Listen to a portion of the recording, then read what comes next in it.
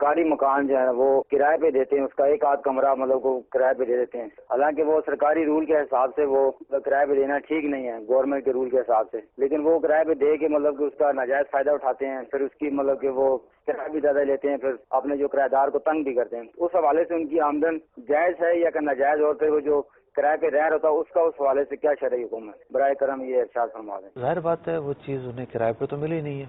ٹھیک ہے، انہیں عاریت کے طور پہ ملی ہے، ٹھیک، ایسے ہی تو جب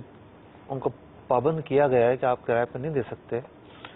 تو اگر پابند نہ بھی کیا گیا ہوتا تب بھی تو عاریت کی چیز ہے نا یہ۔ جی، وہ ملک میں تو گورنمنٹ عاریت کی چیز صرف استعمال کرنے کے لیے ہوتی ہے، ٹھیک ہے، عاریت کی چیز آگے دینے کے لیے نہیں ہوتی، ٹھیک، یعنی آگے اس کو نہیں دے سکتے۔ صحیح، یعنی اگر قانون نہ مثال بھی کے ہو، طور پر آپ نے کسی سے جو ہے وہ برتن لیے کہ ہمارے گھر مہمان آ گئے، ٹھیک ہے، ذرا ڈنر سیٹ دے دیں، ٹھیک ہے، تو انہوں نے دے دیا، ٹھیک، اب آپ نے اٹھا کے کرائے پر دے دیا، تو اس کا تو اختیار ہی نہیں ہوتا عاریت کی چیزوں میں، صحیح، صرف استعمال کرنے کا تھا، استعمال کرنے کے لیے ہوتا ہے۔ تو یہاں جو اس طرح مکان دیے جاتے ہیں اداروں کی طرف سے، وہ اداروں کی پراپرٹی ہوتی ہیں، ٹھیک ہے، لیکن ہوتے ہیں عاریت کے لیے۔ ٹھیک ہے، بعض اوقات ایگریمنٹ بھی ہوتا ہے، کرائے کے مکان لے کر دیے جاتے ہیں، ٹھیک، تو ادارے جو ہے نا ان کو عاریت تک نہیں دیتے ہیں۔ اب یہ ہے کہ چونکہ قانون میں ویسے ہی منع ہے، جی، تو اب تو دوسری وجہ بھی ہو گئی نا، ٹھیک، اس کام کے نہ کرنے کی دوسری وجہ بھی ہو گئی، ٹھیک، یعنی ایک مزید وجہ پائی گئی، ایک مزید وجہ پائی گئی ہے، ٹھیک ہے، تو ہرگز اس کو کرائے پر نہیں دے سکتے۔ تو ویسے تو اس جواب میں بھی آ گیا ہے آپ کا، لیکن اس طریقے کے جو مکانات ہوتے ہیں یا فلیٹس ہوتے ہیں، بعض اوقات اس کی فائلز ہوتی ہیں کچھ قانونی کنڈیشنز کے ساتھ، وہ کسی کو دی جاتی ہیں، اب وہ کیا معاہدہ ہوتا ہے وہ تو میں نے کبھی نہیں دیکھا، لیکن وہ فائل جو ہوتی ہیں وہ آگے بھیج دی جاتی ہیں، اس میں نام وغیرہ کسی کا نہیں ہوتا،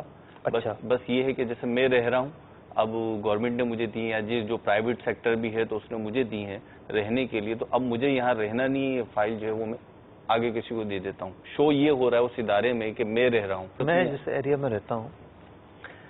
وہاں ایک بہت بڑی تعداد میں جی، کسی حکومتی ادارے کے افراد ادارے کی طرف سے کرائے پر رہتے ہیں، ٹھیک، مختلف لوگوں سے گھر کرائے پر لیتے ہیں، اور لینے کے بعد ادارہ پے کرتا ہوں انہیں۔ ٹھیک، اب وہاں میں نے کیا دیکھا ہے کہ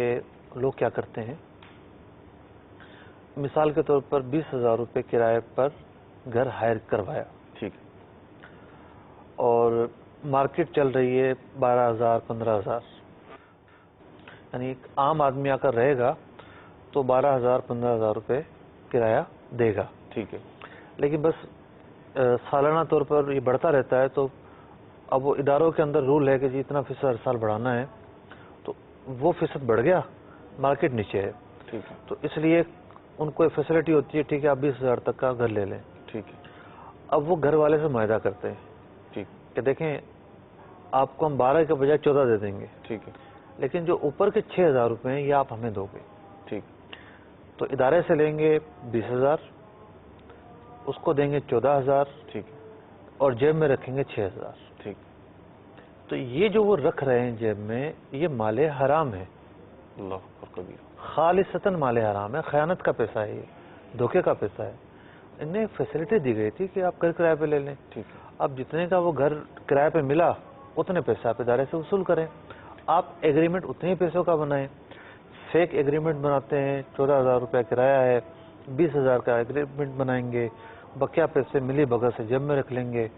تو یہ تو ایک کھلا ناجائز کام ہے۔